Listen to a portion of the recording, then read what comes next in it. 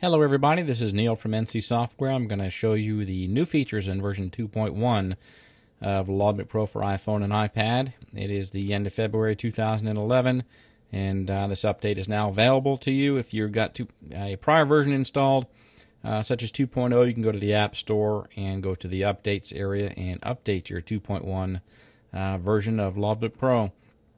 Let's start the app and show you the new features. The first thing I want to show you is the ability to synchronize from anywhere within the application. In all prior versions, you could synchronize by tapping Sync on the top left of the screen. You can also synchronize automatically when the application exits or when it starts based on your settings in the Settings Synchronization area, the Sync on Start or the Sync on Exit feature. What's new, maybe you're in the flight screen with iOS 4, you're going to resume your app, and most likely you're going to be in this area, probably the area you use most.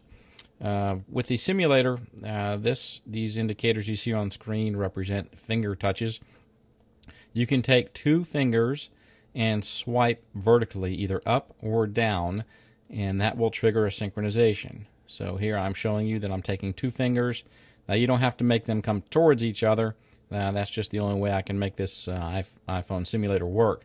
What you want to do is just take your fingers side by side and swipe vertically, and you can synchronize simply by doing so anywhere within the application. Maybe you want to pick up your new updates from the PC edition where you've entered some information here, such as a couple of new flights. You want to go ahead and synchronize those, get those on the MySync portal in the cloud storage, so you can just two-finger swipe at any time you're ready to save that information. You can always update it, so if you make any changes, just resynchronize and you're fine. As far as the next change I want to show you, it has to do with the reports. We're looking here at what I want to bring to your attention here is the as of date. Now, this is a presentation from the next update that's in the works. What you're going to have is an as of date under each section. It's already been updated to where only in the footer of the report is where you're going to see the as of date. But what I want to show you, the new feature, is the time now has been added to your as of date. So now you have a reference for how old the data is. As you can see in this example, the PC information is as of February 4th. Today is February 26th. So you get a time reference of the how up to date the information is. So that's new in 2.1. The next feature I want to show you, which is new, has to do with the way dates are presented on the screen. So let's just pick a Class 1 medical, and we'll pick today's date. Previously, all you had was the month, day, and year. What's been added is the day of the week, a three-letter prefix. So that way, if you flew last Thursday, you may not realize, hey, when was February 24th? When did I last fly? Now you'll have an indication of the day of the week of that event. So that's been added for you in 2.1. Maybe you did a import from the schedule importer. Let's just put in some sample data here. We're going to add a pending flight.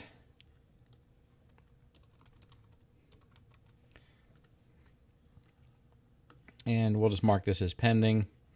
Let's say you have a whole bunch of pending flights in here. Maybe you imported your next month's trip and then something changed.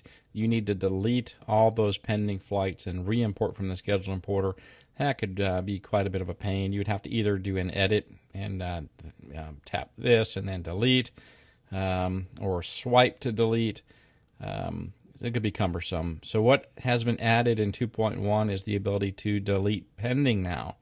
So when you press the purge or trash can button, so now you can isolate what's being deleted. Maybe you want to just delete synchronize, or maybe you want to delete only the pending flights. You can now do so, and the pending flights will be deleted. You'll see a secondary prompt now in version 2.1 if you have iOS 4 or later and calendar integration is set to on or enabled. Now, whenever you have information that is being deleted that has not yet been synchronized, synchronize is our commit point. Our go, no-go point is when we're going to touch information on the calendar.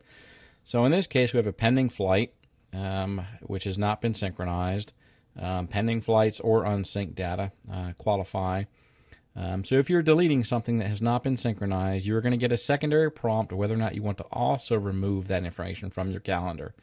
So if you have 30 flights that you just imported and they were all went on your calendar, and you want to purge those pending flights and re-import, you probably want those to come off your calendar as well.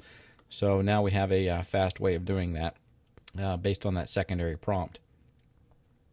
On the top of the screen, when you synchronize, you see a green indication, a green bar. If there is no internet available, in other words, the synchronization has failed or cannot succeed, that bar will be red instead of green. So you'll have a visual color indicator of when synchronization did not succeed, so you can further investigate it. Most likely it's an internet connectivity, so you can make sure you're not in airplane mode, make sure you do have a signal, whether it's via your cellular service or Wi-Fi.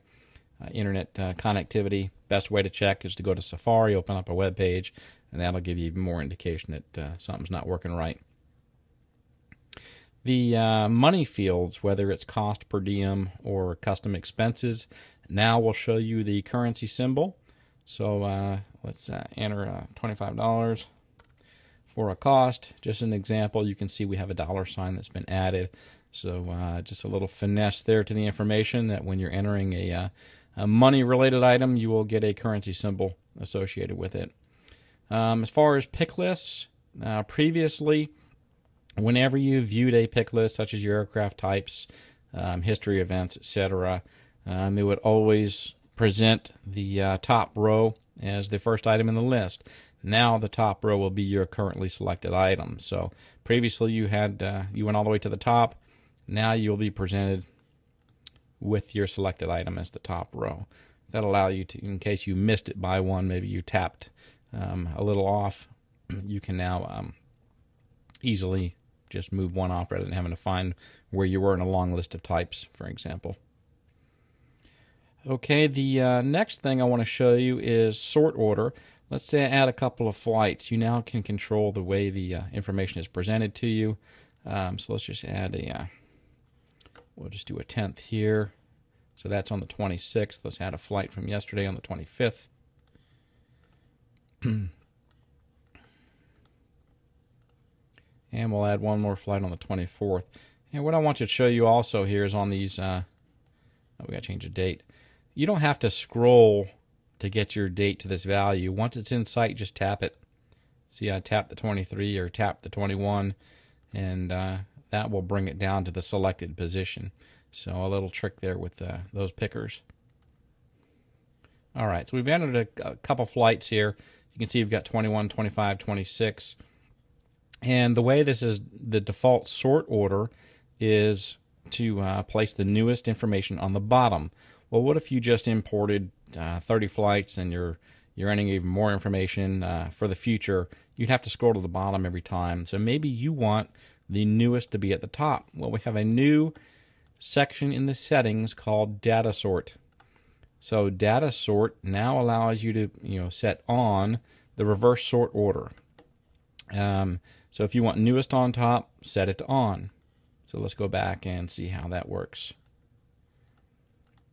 All right, so we've got 26, 25, 21. Let's add a flight for the 28th, the end of the month. And we'll just put a duration in there just to keep Logbook Pro from barking at us. And you can see that our new flight went on the top. There's the 28th.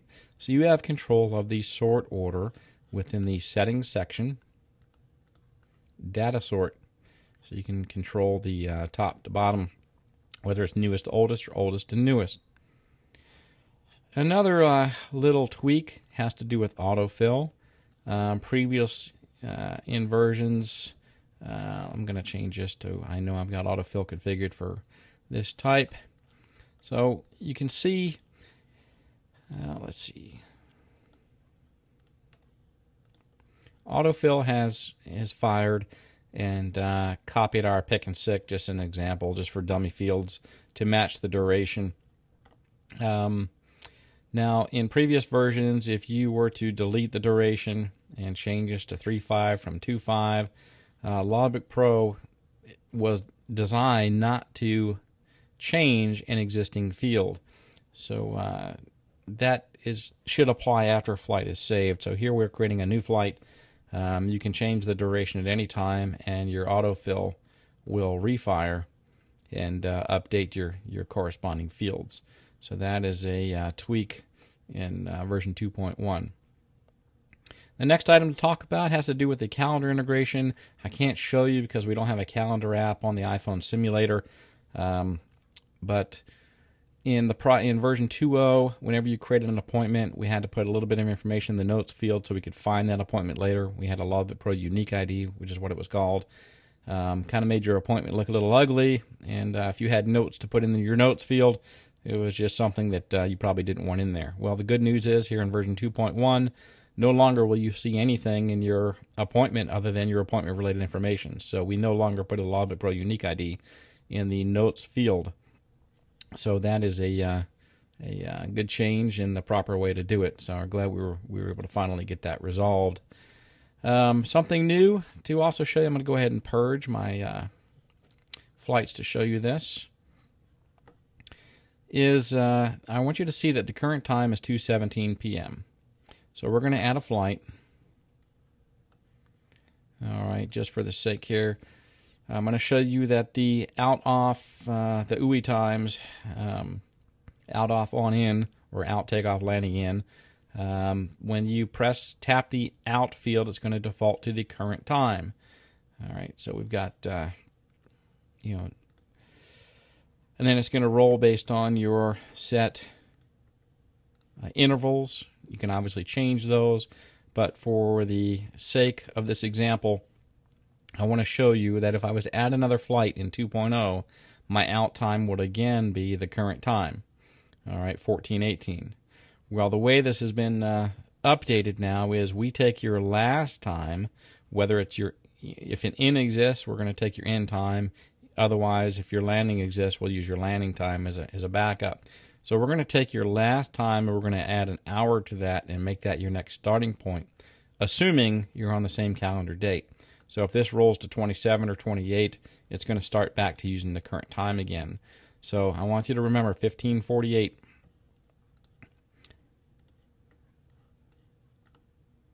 And there we are at 1648 now for your next time. So let's roll these again, and I'm going to show you one more time. All right, so we're looking at 6:18, 6:18 p.m. So we should see 7:18 as our starting point. And there we are. So we've taken our last in time, added an hour, and that's what we're defaulting the next out time to be. Now, if you change the date, you're going to start over. We're only going to do this if the calendar date is the same.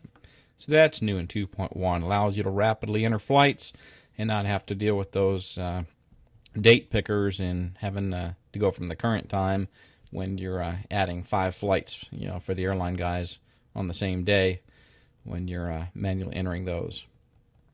All right, let's take a look at some schedule importer changes. First, the settings schedule importer area has several new features. All right, let me set my defaults.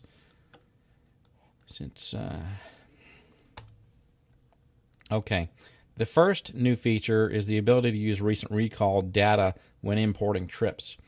Now, for those of you familiar with EPDL, you had the PDA wizard in Logbook Pro, you have to specify a default aircraft type and a default aircraft ident, because we might not have that information in your trip data, depending on how much we get from your trip data.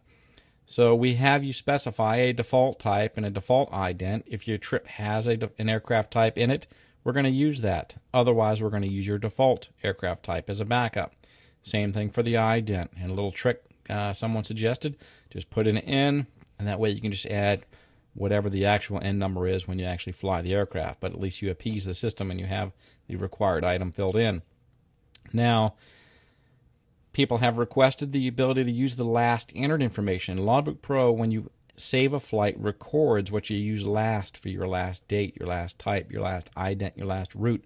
So it can pre-populate your next flight with those last values.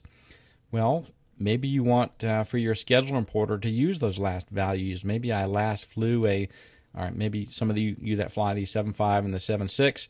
All right, so I last flew the 757. So instead of, my default might be 767, but I've been flying the 757 lately. So the recent recall would say, hey, I last entered 757. I last entered this type. So you can turn on the feature to use your recent recall values. So if they exist, it's going to use those. If not, again, we're going to fall back to the defaults. The autofill, that option was there previously. Another new feature here is the ability to tell the system, do not enter a duration for me. And where this can be useful is when you're importing your scheduled times. If it was to fill in a duration for you, which is the default, you would have to clear the duration, tap the calculator button after you update your UI times to actuals to recalculate your duration. By keeping your duration field clear, after you update your actuals, all you have to do is tap the calculator button and you get your duration value calculated based off your actuals. So it's kind of one less tap. Now, where this feature would not be wanting you to use is if you're going to synchronize your pending flights back to Logbook Pro PC to update your 121 report, as an example, you will need flight times for those values to be taken into consideration. So if you're syncing back to Logbook Pro PC your pending flights, you probably want to leave this off. If you are not, you probably want to turn it on. The other new feature is the ability to include deadhead in your schedule imports. So you're asking, why would I want to do that? Well, the feature request came in that you want deadheads put on your calendar. If you're using calendar integration, you want to see when your deadheads are, from where to where, what times, etc., then you can have that put on your calendar for you. Now, we're also putting that in your flight log so that you can actually update your calendar appointment if you need to. Maybe your deadhead routing has changed or your times have changed. If we didn't have that on your flight log, you'd have no way to, other than actually going into the calendar itself and updating the appointment. So either way. So let's take a look at that. Now, if you're going to use deadhead, you have to have collation by leg, all right? Because obviously we can only find that information, deadheads, by the legs, and then nothing else has changed here. Now, there is a note on the bottom to remind you that we expect your trip data to be in UTC. So I'm going to talk about time zones for a second. The trip data that's coming in, again, we expect to be in UTC. Now, if you go to Settings and Flight Log, on the very top, you have this Use GMT option, whether or not your flight log is going to use Zulu time. If you have this option on, and you're importing your schedule, your trips, the times within your trip data will not be converted to local. And when I say local, that is the time zone of your device. Okay? So if you have Use GMT on, and you import trips from the schedule importer, the times will be recorded exactly as is on your schedule importer. If you have GMT off, which is indicating that you're going to use local in the flight section of the app, then the times that are coming in from the schedule importer will be converted to local time, your device local. All right, so just keep that in mind. So if you get your trip data in Zulu and you want it put on your calendar in local, then turn this off. Otherwise, okay, so if you have GMT on, no conversion, GMT off, will convert to local. Let's take a look at the schedule importer. Okay, and I'm going to show you a couple changes here. Again, if I have recent recall on, we're going to see what my recent recall values were. Otherwise, my default values. When you tap Get My Trips, you will now see your trip data listed for you, so you can review it prior to blindly importing it. Obviously, you reviewed it on the Schedule Importer portal, but if you want to see actually what the app is pulling down, you can now see this information. And, for deadhead legs, you'll see DH in parentheses. So once you have reviewed it and you're ready to actually pull this information off the portal, remove it from the portal and put it into your app, you can go ahead and tap Import Trips.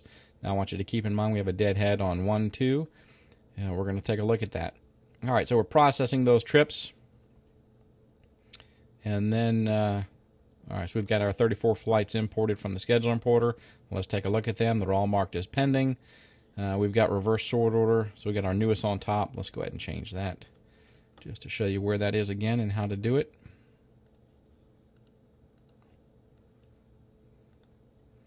All right, so we've got our deadhead. All right, we've got all of our flights imported, but what I want to show you is that we actually use deadhead for the aircraft type, so it is readily obvious to you which flights are deadheads. It will show that way on the calendar as well if you have calendar integration enabled.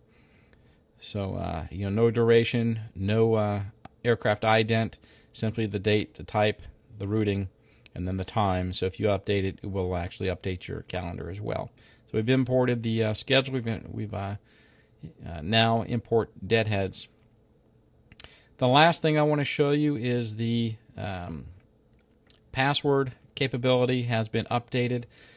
For those using iOS 4, you know that the application actually doesn't close and exit when you press the home button, the big button on the bottom of the screen.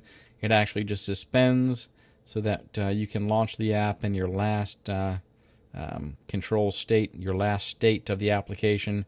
So if you're in the flight screen, you'll come back to the flight screen the next time you launch the app. Well, the way our password system worked previously, it only worked on cold launch. In other words, the initial launch of the application. So you'd have to remove it from the suspended apps in order to get it protected by password again. Well, this has been updated. I'm going to show you now. You have the option of setting require on resume to on. So let's go ahead and return back to the home screen to commit our changes. And now what you're going to see is as we resume the app, we get prompted for a password. Otherwise, if we did not, we would not be prompted for a password. All right, so now you have the capability for iOS 4 users to protect access to your app at any time, whether the app is first launched or resumed. So if somebody is tinkering with your iPhone or your iPad or iPod Touch, that they're not going to get in there and mess up your flights and you end up missing scheduled flights, etc., because you were depending on the information and somebody modified or deleted it by accident and didn't even realize they did it. Who knows? So now you have the capability of keeping unwanted hands out of your application at all times, whether it's resumed or initial launch. So that concludes the roll-up video for version 2.1. I want to thank everybody for, again, just the great success we've had with this app and the number of users, and it's just great to develop something like this and have it used by so many people. So great pride in the lot of work that went into this app. If you have any questions, again, please check the documentation, logbookpro.com/docs, DOCS/iPhone, or visit our help desk and ask us. And you can always go to the About screen, submit a bug report, or send us feedback. And we also welcome your review on iTunes. We hope you enjoyed the video. Have a great day.